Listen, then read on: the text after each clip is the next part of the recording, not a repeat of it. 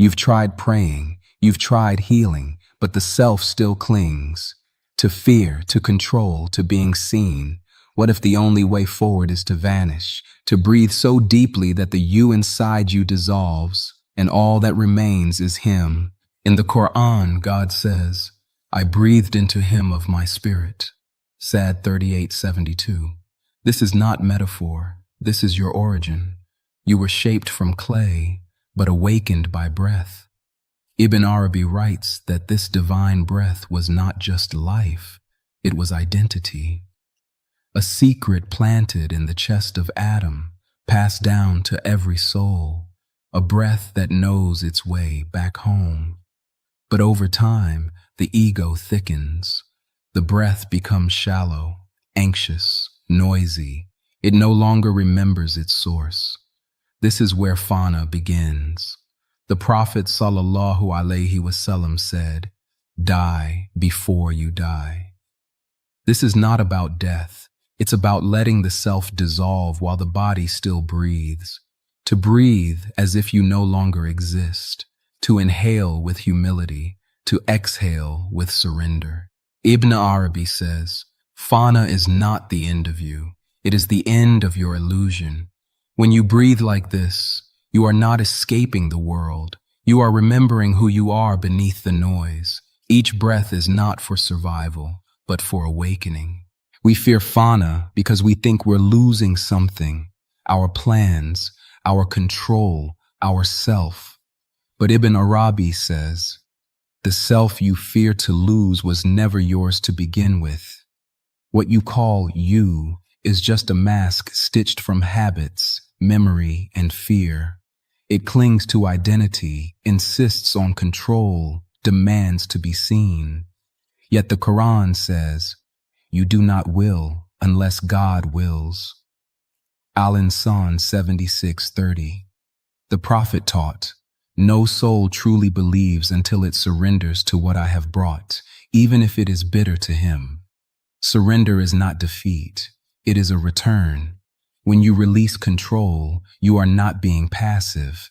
You are becoming available to what God is already doing through you, in your breath, in your silence, in your longing. Ibn Arabi calls this emptying the vessel, because when the cup of ego is full, nothing real can enter. Fana is the great pouring out, and only when you're empty can His presence fill you.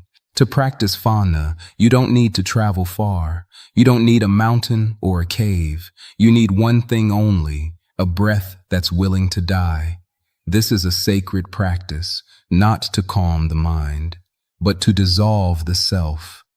Ibn Arabi says, the breath is the bridge between the seen and the unseen, between illusion and truth. Here is how to breathe as if you no longer exist. 1. Sit in stillness. Let your spine rise like a tree. Let your heart soften. 2. Inhale slowly through the nose. As you inhale, inwardly whisper, Ya Haq, O truth. Let the air remind you, truth is not what you think. It is what remains when thought disappears. 3. Hold the breath gently, not in tension, but in reverence. This is the space where the false self begins to loosen. 4. Exhale, long, slow, complete. As you release, whisper, Ya Mumit, O giver of death. Let the you inside you die with the breath. 5. At the end of the exhale, sit empty. No breath, no self, no need, just awareness. Repeat this for 7 to 11 cycles. Don't force anything. This is not performance. It is surrender. Each breath becomes a funeral for what you are not, and a cradle for what you've always been. When you breathe to disappear, you might ask, what is dying inside me? Is it my thoughts, my desires, my heart? Ibn Arabi answers softly, what dies in Fana is not the soul. It is the shadow that pretends to be you. The Quran says, everything perishes except His face. Al-Qasas 28:88. This means nothing of your illusion lasts.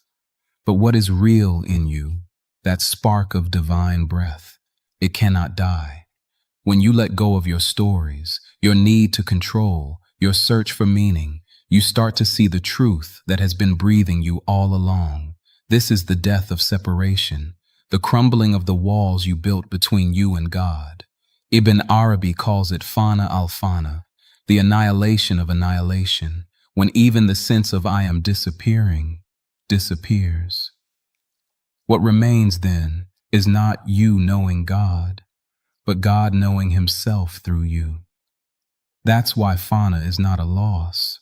It's a homecoming, a return to the breath that was before you and will remain when everything else fades. We think the goal of life is to be someone, to become more, to shine, to win, to be remembered. But Ibn Arabi teaches, the greatest peace comes not from becoming, but from unbecoming. Fana frees you from the prison of yourself. No more chasing meaning in things. No more aching to be seen, to be right, to be loved. Because when you vanish into God, you become part of something that never needed validation. The Prophet ﷺ said, "None of you will truly believe until his desires submit to what I have brought." When you let your desires melt, your heart gets quiet. In this quiet, stress dissolves, fear becomes dust, grief turns to light, even illness loses its grip, because you stop feeding it with resistance. The Quran says, in the remembrance of God, hearts find rest. Arad 13:28. And Ibn Arabi adds, only the empty vessel can echo the name. Fana is not about escaping life. It's about living it without the weight of being you. And in that weightlessness, you fly. Fana is not the end. It is the space before a new kind of beginning. Ibn Arabi says, he who has died to himself becomes a mirror of the real. You don't vanish to escape life. You vanish to reflect it truly. This is what the Sufis call baka, abiding in God after the self is gone. You return to the world, but not as a seeker, as a vessel. Your choices are no longer about ego. They're moved by compassion, not reaction. The Prophet ﷺ was the living example of this. He wept in prayer, laughed in presence, walked among people with no pride, because his self had long surrendered. The Quran says, say, my prayer, my sacrifice, my life, and my death are for God. Al-An'am 6:162. So what does it mean to live after Fana? It means breathing without owning your breath, acting without grasping results, loving without needing return, being without claiming to be. It means living from the silence you found in your disappearance. And from that silence, you speak not with words, but with light. If this path whispered something true to your heart, don't let the silence end here. There are more breaths to take, more veils to lift, more of you to lose, until only the real remains. Subscribe to Heart's Whisper, where each video is not just seen, but felt. Come closer, disappear deeper, and let the breath carry you home.